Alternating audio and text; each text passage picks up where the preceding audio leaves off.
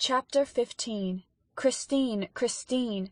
Raoul's first thought after Christine Daae's fantastic disappearance was to accuse Eric.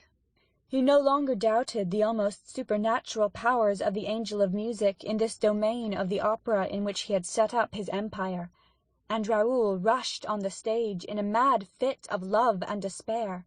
"Christine! Christine!" he moaned, calling to her as he felt that she must be calling to him from the depths of that dark pit to which the monster had carried her. "Christine! Christine!" And he seemed to hear the girl's screams through the frail boards that separated him from her. He bent forward, he listened, he wandered over the stage like a madman. Ah, to descend into that pit of darkness, every entrance to which was closed to him, for the stairs that led below the stage were forbidden to one and all that night. "Christine! Christine!" People pushed him aside, laughing. They made fun of him. They thought the poor lover's brain was gone. By what mad road, through what passages of mystery and darkness known to him alone, had Eric dragged that pure-souled child to the awful haunt, with the Louis Philippe room opening out onto the lake? "Christine! Christine, why don't you answer? Are you alive?" Hideous thoughts flashed through Raoul's congested brain. Of course, Eric must have discovered their secret, must have known that Christine had played him false. What a vengeance would be his! And Raoul thought again of the yellow stars that had come the night before and roamed over his balcony. Why had he not put them out for good? There were some men's eyes that dilated in the darkness and shone like stars, or like cats' eyes. Certainly Albinos, who seemed to have rabbits' eyes by day, had cat's eyes by night. Everybody knew that. Yes, he had undoubtedly fired at Eric. Why had he not killed him? The monster had fled up the gutter-spout like a cat or a convict, who, everybody knew that also, would scale the very skies with the help of a gutter-spout. No doubt Eric was at that time contemplating some decisive step against Raoul, but he had been wounded and had escaped to turn against poor Christine instead. Such were the cruel thoughts that haunted Raoul as he ran to the singer's dressing-room. "Christine! Christine!" Bitter tears scorched the boy's eyelids as he saw, scattered over the furniture, the clothes which his beautiful bride was to have worn at the hour of their flight. Oh, why had she refused to leave earlier? Why had she toyed with the threatening catastrophe? Why toyed with the monster's heart? Why, in a final access of pity, had she insisted on flinging, as a last stop to that demon's soul, her divine song? Holy angel, in heaven blessed, my spirit longs with thee to rest. Raoul, his throat filled with sobs, oaths, and insults, fumbled awkwardly at the great mirror that had opened one night, before his eyes, to let Christine pass to the murky dwelling below. He pushed, pressed, groped about, but the glass apparently obeyed no one but Eric. Perhaps actions were not enough with a glass of the kind. Perhaps he was expected to utter some certain words. When he was a little boy, he had heard that there were things that obeyed the spoken word.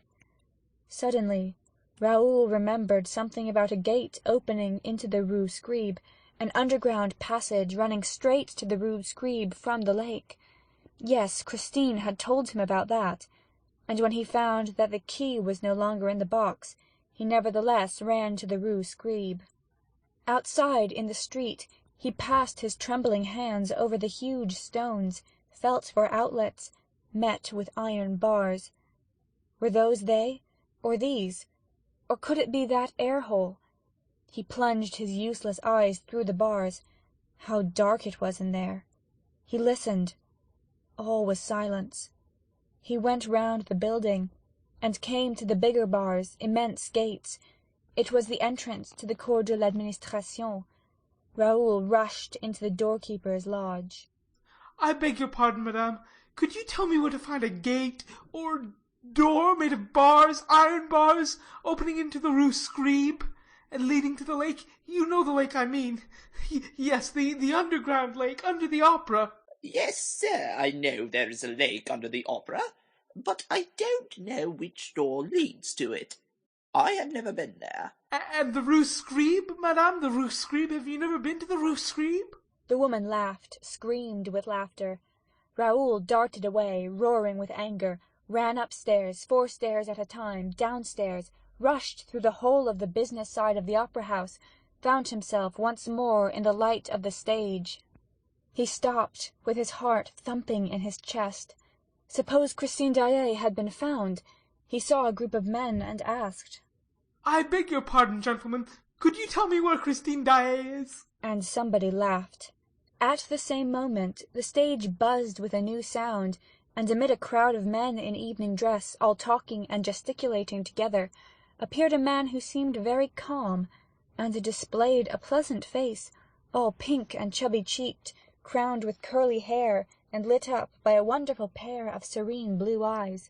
Mercier, the acting manager, called the Vicomte de Chagny's attention to him, and said, This is the gentleman to whom you should put your question, monsieur.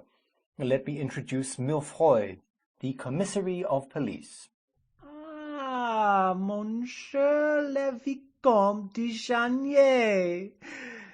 Delighted to meet you, monsieur, said the commissary. Would you mind coming with me?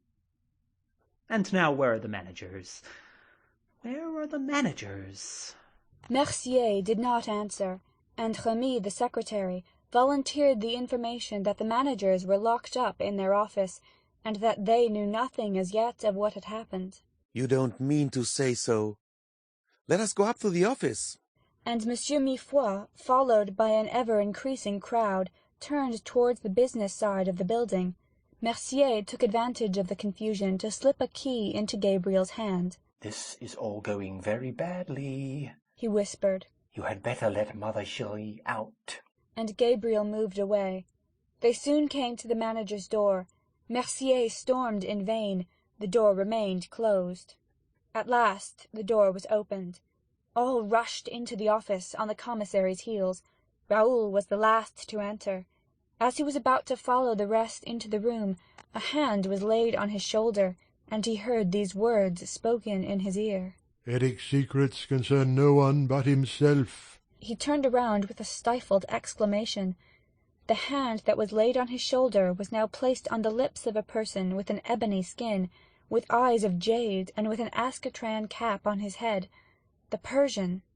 The stranger kept up the gesture that recommended discretion, and then, at the moment when the astonished Viscount was about to ask the reason of his mysterious intervention, bowed and disappeared. End of chapter 15.